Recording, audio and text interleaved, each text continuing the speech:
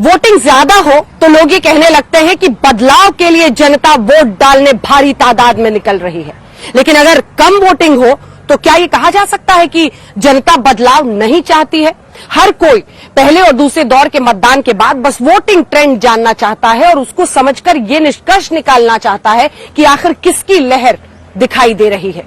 लेकिन अब देखिए, पश्चिमी उत्तर प्रदेश, सेंट्रल, बुंदेलखंड, इन सब के बाद धीरे धीरे जैसे जैसे चुनाव पूर्वांचल की तरफ बढ़ रहा है, क्या हम मुद्दों को बदलते हुए देखेंगे? क्या हम ध्रुवीकरण की कोशिशों को, भाषण के टोन को बदलते हुए देखेंगे?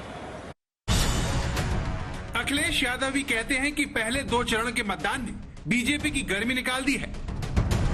कह रहे हैं कि गर्मी निकाल देंगे। ये गर्मी निकालने वालों के कार्यकर्ता ठंडे पड़ गए पहले चरण में ही। लोग वोट डालेंगे तो गर्मी निकालने वालों की भाप निकल जाएगी और इनका धुआं उड़ा देंगे। गृह मंत्री अमित शाह दावा करते हैं कि 2 चरणों में समाजवादी पार्टी का सूपड़ा साफ हो गया है। उत्तर प्रदेश में पहले और दूसरे चरण का चुनाव समाप्त हुआ है। इसका परिणाम जानना चाहते हो क्या? जोर से बोलो, जानना चाहते हो क्या? और जोर से बोलो, जानना चाहते हो क्या? अरे समाजवादी पार्टी का सूपड़ा साफ हो रहा है। अखिलेश दोहराते हैं कि पहली 113 सीटों पर वोटिंग के बाद बीजेपी के नेता ठंडे पड़ गए हैं।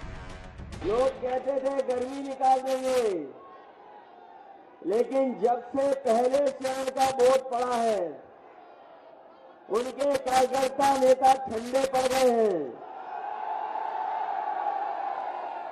और दूसरे चरण का वोट जो पड़ा है, उससे भारतीय जनता पार्टी के नेता कार्यकर्ता शून्य पड़ गए हैं। और जिस समय इस चरण में वोट पड़ेगा, भारतीय जनता पार्टी के लोग शून्य हो जाएंगे। 113 सीट के बाद अब सबकी नजर यूपी के 5 चरणों पर है। लेकिन बीजेपी हो या फिर समाजवादी पार्टी, दोनों ही पक्षों ने पहले 2 चरणों को विरोधियों के हौसले पस्त करने का हथियार बना लिया है। इसीलिए पीएम कहते हैं 2 चरणों के ट्रेंड ने दोबारा योगी के आने का रास्ता साफ कर दिया है, जिसका जवाब जैसे को तैसे की तर्ज पर अखिलेश भी देते हैं। 22 में भी गौर परिवारवादी फिर से हारेंगे।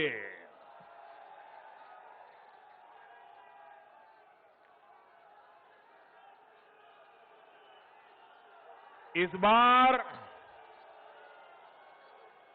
उत्तर प्रदेश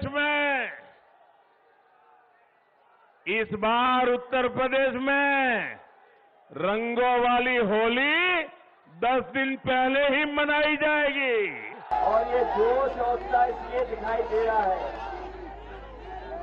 कि लोग और हमारे सभी लोग जान गए हैं कि पहले और दूसरे चरण में ही समाजवादी पार्टी और गठबंधन के लोगों ने शतक मार लिया है। ये तीसरा और चौथा चरण जब हो जाएगा, चौथे चरण के बाद ही समाजवादी पार्टी की सरकार बन जाएगी। लेकिन सवाल यह है कि बीजेपी और समाजवादी पार्टी के इन दावों पर कितना भरोसा किया जा सकता है, क्योंकि जीत के दावे तो चुनाव लड़ने वाला हर दल करता है, भले ही उसे पता हो कि उसका कोई चांस नहीं है। फिर भी नतीजों से पहले कोई हार नहीं मानता, जो जायज भी है। लेकिन अगर चुनाव कांटे का हो तो फिर इस तरह के दावों की हकीकत से पर्दा वोटों की गिनती के बाद ही उठता है। उदाहरण के तौर पर पश्चिम बंगाल का चुनाव लीजिए, जहां पर बीजेपी नेताओं की रैलियों में उमड़ने वाली भीड़ को देखकर ममता की जीत की हैट्रिक खटाई में पड़ने के खूब दावे हुए। 2 मई दीदी, 2 मई दीदी, 2 मई दीदी, 2 मई दीदी চাচ্ছে আসল পরিবর্তন আছে। 2 तारीख को दीदी की सरकार जाने वाली है। पाताल में भी छिपोगे, जमीन खोद कर ढूंढ कर जेल की सलाखों के पीछे डालने का। तीन उद्योग है। लेकिन ये दावे पश्चिम बंगाल के नतीजों के बाद धरे के धरे रह गए। हालांकि राज्य में बीजेपी एक बड़ी शक्ति के रूप में उभरने में कामयाब रही, लेकिन वो ममता को पहले से भी ज्यादा वोट से जीतने में रोकने में नाकाम रही। यही बात अखिलेश पर भी लागू होती है, जो 2014 से लगातार बीजेपी से भले ही मात खा रहे हों, लेकिन हर चुनाव से पहले अपनी जीत का दावा बढ़ चढ़ कर करते हैं। अब यहाँ सवाल ये उठता है कि क्या कोई तरीका है जिससे ये अंदाजा लगाया जा सके कि चुनावों में किस दल का पलड़ा भारी है और किस नेता का दावा सच के करीब है। आमतौर पर लोग इसका रुझान डाले गए वोट से लगाते हैं। चुनावों में मतदाताओं के कम या ज्यादा जोश से अमूमन 2 बातों का अंदाजा लगाया जाता है।